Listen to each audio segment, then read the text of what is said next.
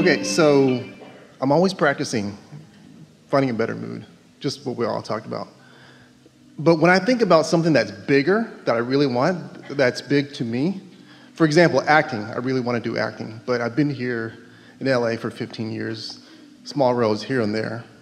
So whenever I think about where I want to be, I think positively about it. But there's always something in the back of my mind that says, do you know how everyone creates? We've said a lot of words here today, but I'm going to give you a really simple statement. Everybody's creating their own reality, but you know what the factor is in the reality that you're creating? Your expectation. What you just said to us is, I have a desire, but my expectation is not up to speed with my desire. Then that begs the next question. Well, where are you getting your expectation? Well, I'm basing it on what I've been observing. And what I'm observing isn't what I want, but I've observed it so much that it's my expectation. So that suggests that you want to look someplace else. Jerry and Esther have a dear friend. She's a psychologist, a coach, a counselor, a really good one. And she lives on the East Coast. She's mostly retired now, but years ago when Esther had more time and they were allowing telephone conversations through Esther with others. And this woman called on a regular basis. And sometimes she would talk about something that was happening with someone that she was wanting to help.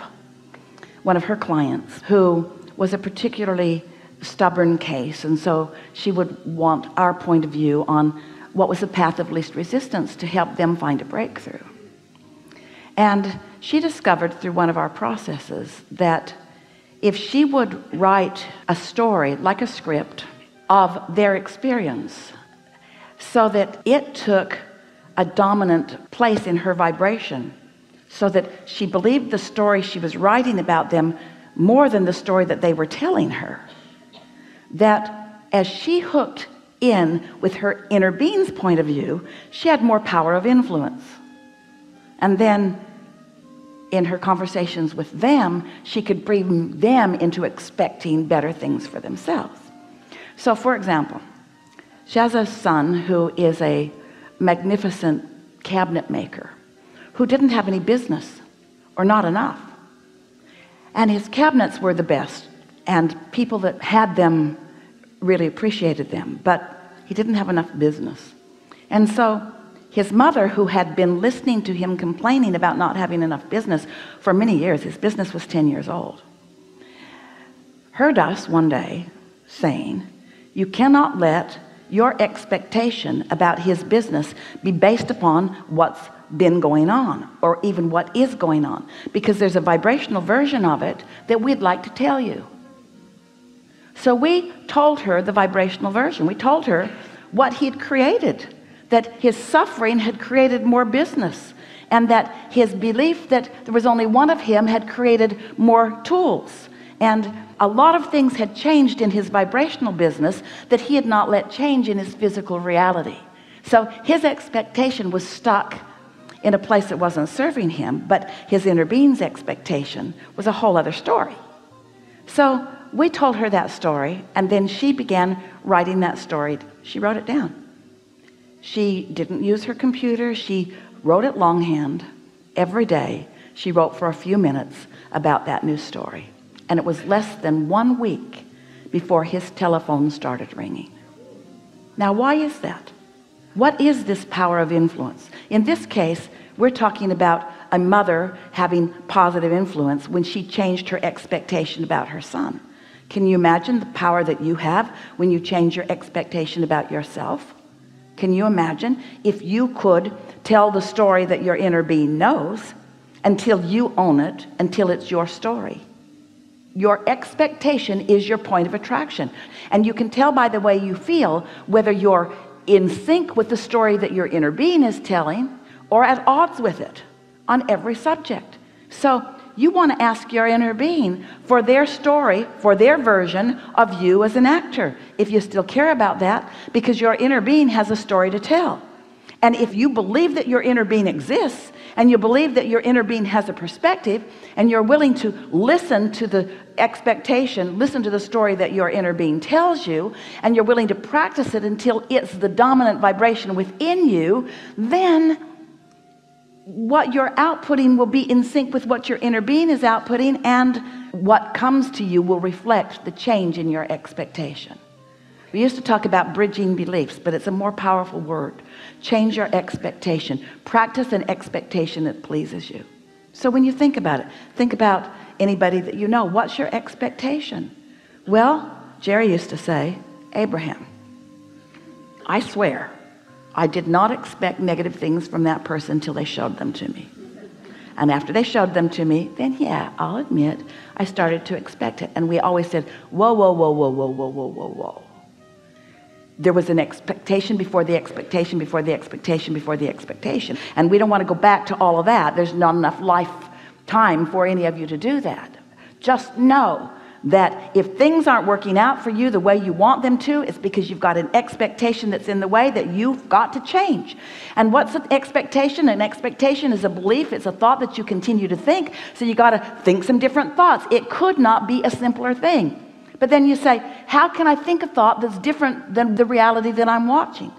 And we say, you've got to accept that there is another reality, and you've got to accept that there's a part of you, a big part of you, a dominant part of you that's looking at that other reality, and you've got to tune into that part of you, which means you got to catch it early, and you got to practice it early in the day, and you got to notice it when you deviate from it, and when you find yourself not believing it, then you got to distract yourself from it. Don't hit it head on. The worst time in the world to try to change an expectation is when the world is proving to you that your expectation is right. When work isn't coming, that's not the time to practice a new expectation. You're just going to practice the expectation that doesn't serve you. But if you feel frisky, or your mind is quiet, or you feel peaceful, or you've been meditating, you got to find some way to tune into the expectation that your inner being has for you. We know you heard all of that. So now what? I know there's a period of time before physical manifestation happens, right? There's a gestation period. So how do I know if I'm doing things correctly? You feel and it's good. just taking, okay. It's not a matter of doing them correctly, because you can't get it wrong. And your inner being is not ever going to say to you, whoa, whoa, whoa, you're doing that wrong.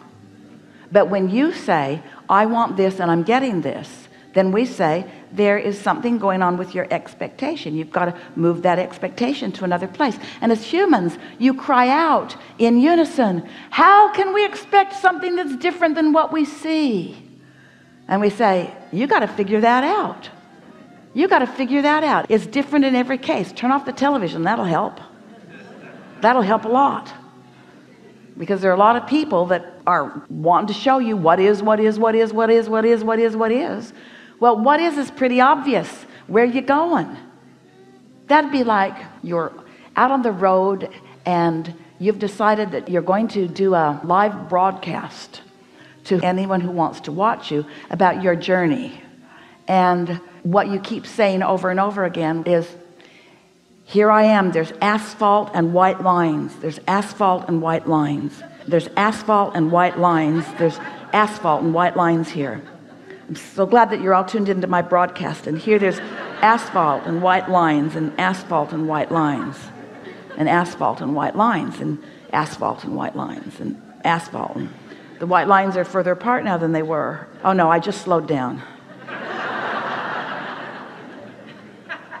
Now we know this sounds ridiculous, but it's sort of the way you broadcast to yourself, even if you're not saying it out loud to others. You're so wanting to look right where you are instead of look up where you're going, and talk about what's happening, how you're feeling. In other words, there's so much more that you could talk about than the reality of some of the things that haven't quite broken loose. We've been spending a lot of time with a lot of you over a lot of years, writing a lot of books about a lot of processes that you could do to change your perspective. But before anyone does that, you have to decide that it's worth changing your perspective. And so what we're asking of you right here and now is that you just acknowledge, I have expectations that do not serve me.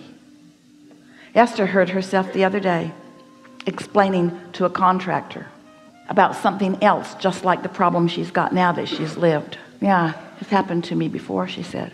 Wasn't fun then either. And as she heard herself telling the story, she thought, wow, I got myself locked in right where I stand. Can't move from this spot. I had the expectation before I got here, and now I've got the same thing happening again. I'm remembering. And so now I'm trying to explain. I'm trying to control through fear. No, Esther doesn't control through fear. There's this really nice man who's the contractor, newly assigned to her house. And he was explaining to her what the remedy was going to be, which is a little disruptive to Esther's experience. And Esther felt the disruption, didn't like it, and decided to let him know that she was feeling the disruption. So she looked sad. Gee, that's going to be really hard for me. And then she looked up. It was a life-altering moment for her. And she saw this beautiful man who wants nothing more than to please Esther, realizing he wasn't pleasing her. And he looked so sad. And Esther thought, damn it. That's the last thing in this world that I ever want to do. I do not want to control you by making you think that I'm sad and a victim and vulnerable. I only want to control through love. I only want to control through love. And so she snapped right out of it. She snapped out of it in that moment, and she said, don't worry about it. It's going to be okay. And I know you guys are going to figure this out. And in our family, we have a saying, like the one-armed alligator wrangler, we learn as we go.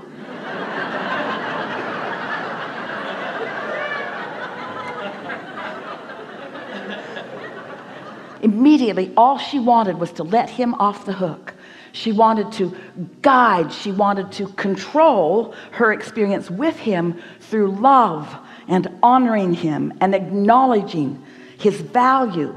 She didn't want to bring diminishment to him by flashing her own diminishment to him. You see what we're getting at? Whew, it's so big, isn't it? It's so big. And so delicious when you get hold of it. We've enjoyed this. Yes, thank you. This is a good time for a segment of refreshment.